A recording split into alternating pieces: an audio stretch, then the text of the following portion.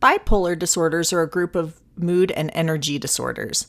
In this snapshot, we will be providing a basic overview of diagnostic criteria for bipolar affective disorders, including bipolar disorder due to another medical condition, substance and medication-induced bipolar disorder, bipolar 1 and 2 disorder with common subtypes, and cyclothymic disorder. To start, humans have a range of moods.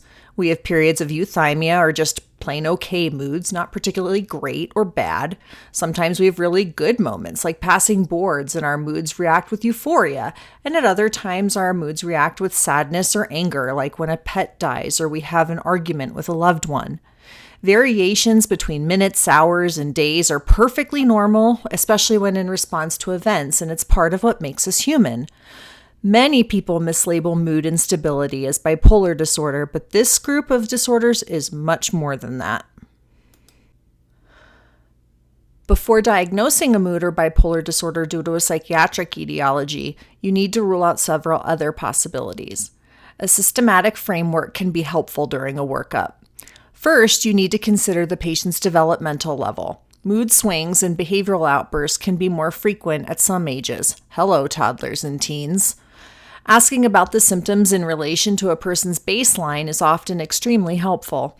A sudden change in demeanor is concerning, especially if accompanied by other symptoms. And as always in psychiatry, the symptoms need to be severe enough that they cause significant distress or impact functioning in relationships, ability to work or learn, or another life area.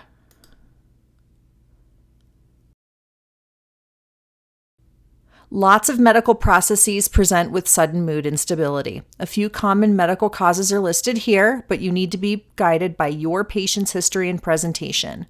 Obtain a thorough medical history, vital signs, and physical exam. Targeted labs and other studies may be helpful when indicated. If a patient meets criteria of a bipolar disorder, but the symptoms are in context of a medical condition, the diagnosis is most likely bipolar disorder due to another medical condition.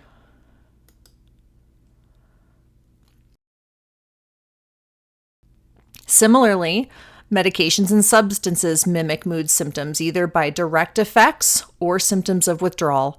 Getting a thorough medication history and timeline of symptoms in relation to starting and stopping medications or substances is helpful in flushing this out.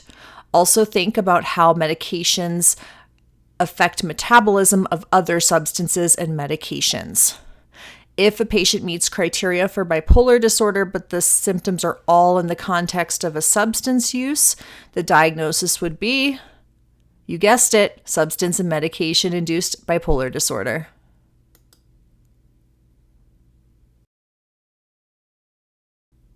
You also need to assess whether the individual has another psychiatric disorder that better explains their symptoms. Anxiety disorders, trauma, and ADHD present with restlessness and distractibility that is also seen in mania. DMDD and conduct disorders are associated with behavior problems in children that can be mistaken for bipolar disorder. Depressive disorders share features with bipolar disorders and is part of the diagnosis for some of them. If psychotic symptoms are present, then primary psychotic disorder also needs to be assessed as part of the differential.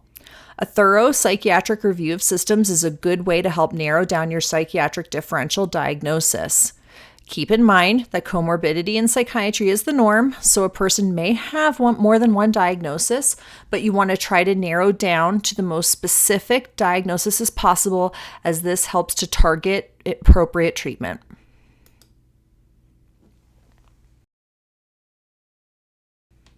Bipolar disorders, like depressive disorders, fall under the umbrella of mood disorders. Before we dive into the specific diagnoses, however, we are going to start with some definitions. By understanding the features of different types of mood episodes, we can start to put together patterns that are characteristic of the diagnoses we're going to talk about. A manic episode is a distinct period of abnormally and persistently elevated or irritable mood and abnormally and persistently increased goal-directed activity or energy. The symptoms are present most of the day, almost every day, for at least a week. But if hospitalization is required, then that 1 week minimum time frame goes out the window. This differentiates a manic episode from reactive or more situational mood swings, which tend to be of shorter duration, less severe, and don't last most of the day. Plus, during the same time of abnormal mood and goal-directed activity, 3 or more symptoms need to be present. Increased self-esteem or grandiosity, which can range from uncharacteristically high ego to delusions of having unusual abilities or powers, such as sudden knowledge of a cure for cancer or ability to fly. Decreased need for sleep, with many people feeling rested after only 2 to 3 hours of sleep and not needing to nap the rest of the day. Hyperverbality, or being more talkative than usual, or needing to fill all of the quiet gaps in conversations with talking. When interviewing a patient with acute mania, it might be difficult to get a word in edgewise. Flight of ideas, or the sensation of racing thoughts, which often contributes to hyperverbality.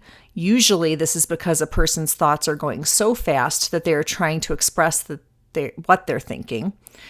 In this case, the flight of ideas is the sign observed by the interviewer, and the racing thoughts are the symptom expressed by the patient. Distractibility, or inability to tune out those unimportant or trivial external stimuli. Increased goal-directed activity in any setting that is excessive in comparison to their situation and baseline. Examples might include cleaning the house top to bottom for no reason, or being way more focused on work projects than usual. And the last criterion, engagement in activities that have a high potential for painful consequences, is often the reason that people present for acute medical care in bipolar disorder. Examples might include going on spending sprees that result in considerable financial debt, sexual indiscretions, behaviors that might be related to delusions of grandeur, or other behaviors that are completely out of a person's character. A hypomanic episode is in general a less severe version of a manic episode.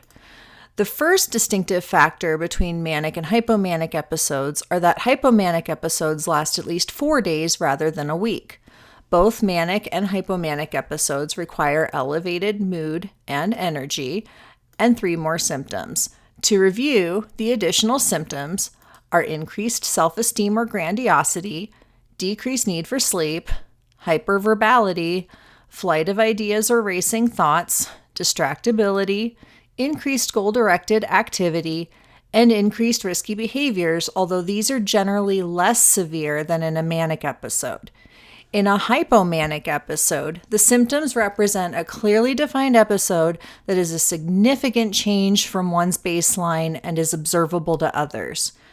As implied by the name, the other main distinguishing factor is that symptoms in hypomanic episodes are not severe enough to cause impairment to the point of requiring hospitalization.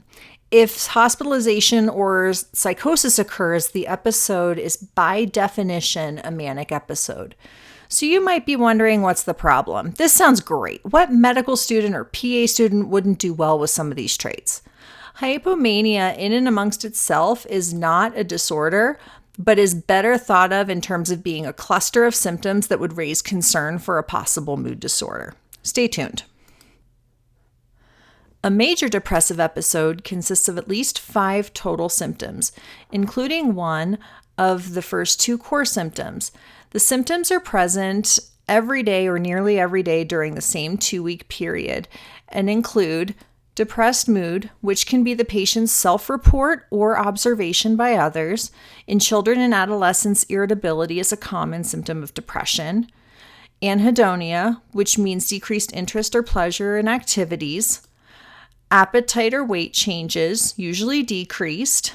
Sleep changes, which is usually insomnia. Changes in movements, usually slowed. Fatigue. Feelings of worthlessness or guilt that is excessive or inappropriate for a given situation. Worsening concentration from baseline. And recurrent thoughts of death, suicidal ideation with or without a plan, or suicide attempt. So how do these mood episodes relate to what we are talking about in this lecture?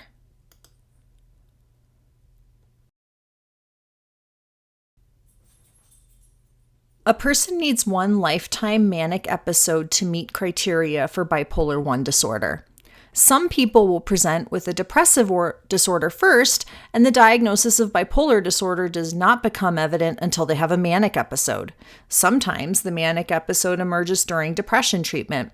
Others, however, may not have had any history of depression and may present only with a manic episode. In other words, presence of a manic episode is necessary for diagnosis of bipolar disorder, whereas depression is not needed for this diagnosis. In general, bipolar 1 disorder tends to be recurrent, and about half of patients will have another manic episode within 2 years of the first.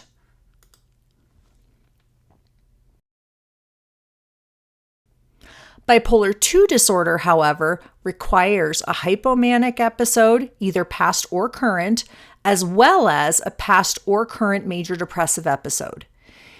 In patients with bipolar 2 disorder, it is often the major depressive episodes that cause more of the distress and functional impairment than the hypomania. This is why it's important to screen for mania and hypomania during a depression workup. It completely changes the diagnosis and the treatment.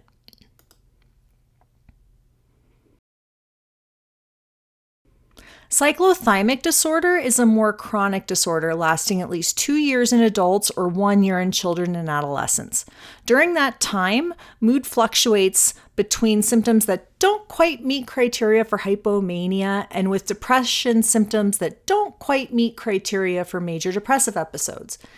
Basically, the symptoms are present, but there aren't enough of them, or they don't last long enough to meet the full criteria, and the individual doesn't have symptom-free periods that last more than 2 months. In cyclothymic disorder, it's generally this constant fluctuation of mood without a return to baseline for any significant amount of time that really contributes to distress and functional impairment. Individuals with cyclothymia don't get a break to just be okay and feel in control of their mood. When I graph these to explain to a patient, it looks like this. Everyone has a typical mood. It goes up and down, it reacts to life events, and doesn't generally cause any problems. In bipolar 1 disorder, there's an episode of mania in which for at least a week the mood is way over the top, happy or irritable. They don't need much sleep, they have a lot more energy, they take more risks, talk a lot faster, and really aren't themselves. In bipolar 2 disorder, there's an episode of major depression at some point, either before or after an episode of hypomania, in which the person is noticeably more happy or irritable than usual and has more energy, but it lasts a few days and doesn't need hospitalization. If hospitalization is needed or a person has psychotic features during those times, it gets bumped to a manic episode and diagnosed as bipolar 1. Cyclothymia is an in-between.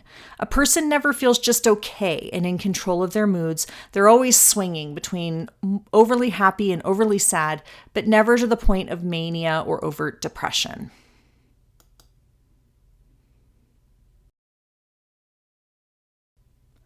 Now that we've compared the main diagnoses, let's talk subtypes. There is some overlap here. Like depression, bipolar 1 can present with mood-congruent hallucinations or delusions. They can happen during manic or depressive episodes. During mania, this can look like delusions of grandeur or erotomanic delusions. If they're only associated with the major mood episode and resolve with treatment of the mood symptoms, then we call that bipolar disorder with psychotic features. This subtype does not exist for bipolar 2. If psychotic features are present during hypomania, the episode is considered to be manic and therefore bipolar 1.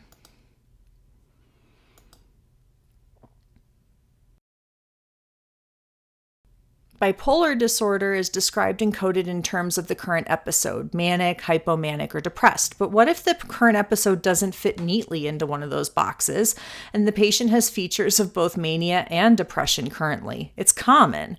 We call that a mixed presentation, and it's a subtype for both bipolar 1 and bipolar 2.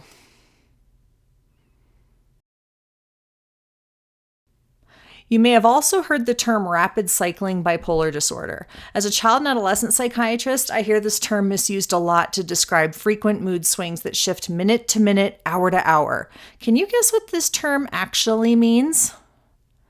Rapid cycling is 4 or more major mood episodes in a year, with at least 2 months of improvement between the episodes.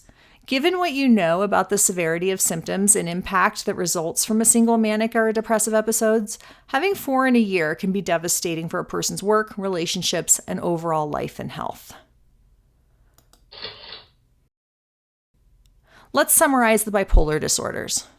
If mood symptoms occur only in the context of a medical issue, we call it bipolar disorder due to a medical condition.